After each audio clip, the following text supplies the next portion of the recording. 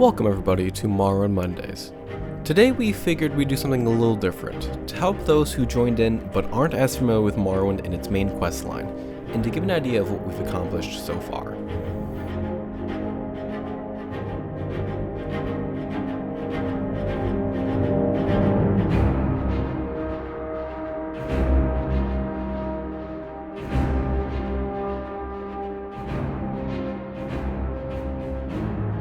Since recording mine and my brother's first playthrough of the main quest of Morrowind was only something we conceived of partway through our journey, we unfortunately didn't record episodes for the first few quests.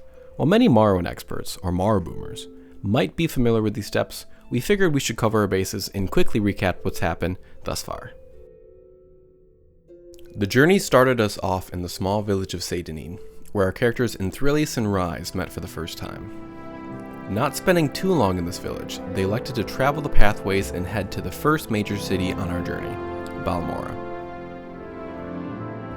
After separating for a bit and becoming initiates to the local fighters and mages guilds, doing odd jobs to gain experience and familiarity with the area, they fortuitously met with a certain Cassius Casadus, a local skooma addict who happened to be the leader of the infamous Blades of the Empire in Morrowind. Directing us to learn more about something called the prophecies, he dispatched us to several of his informants located around the island, which had us reach the gargantuan city of Vivec. If you've only played later Elder Scrolls games like Oblivion or Skyrim, Vivec might seem overwhelming at first glance, and navigating its labyrinthine system of cantons is not easy for beginners. After meeting with several of his informants, Cassius then dispatched Inthrylius and Rhaiz to meet with the Ashcan of the Ursulaku, an Ashlander tribe located far to the north of Vvardenfell. The Ashlanders are rather different from the typical Dunmer, sticking to the worship of the three good Daedra over the Ascendant Tribunal, who we'll learn more about soon.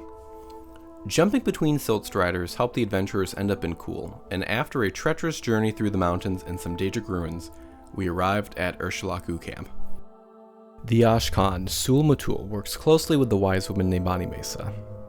Almost arriving at our first recorded episode, Sul Mutul has us prove ourselves by finding the bow of his father, located in a nearby burial cavern.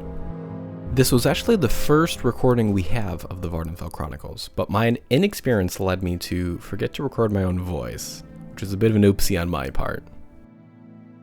And this is where we begin our journey with episode 1 of the Vvardenfell Chronicles. If you're looking to avoid spoilers and want to watch the series from the beginning, I would recommend you click off now and start there. The editing and recording, I feel, have only gotten better with each new episode as we gain more and more experience in the editing process. So for those of you still with us, what now? If you are caught up with the end of episode 5, we've been declared the Nerevarine by Azura herself, one of the Daedric beings formerly worshipped by the Dunmer. In our travels, we've discovered that the Nerevarine is considered to be the reincarnation of Nerevar, a heroic ancestor to all Dark Elves who mysteriously vanished upon the ascension of the Tribunal. According to the persecuted cult of the Nerevarine, the Tribunal murdered Nerevar and captured the power of the gods themselves, which allowed them to establish the heightened dominance of modern-day Morrowind. Their power has started to wane in recent years, however, as rumors from Red Mountain have started to swirl. Dagoth, close friend of Nerevar and the leader of House Dagoth, is said to have returned with similar godlike powers.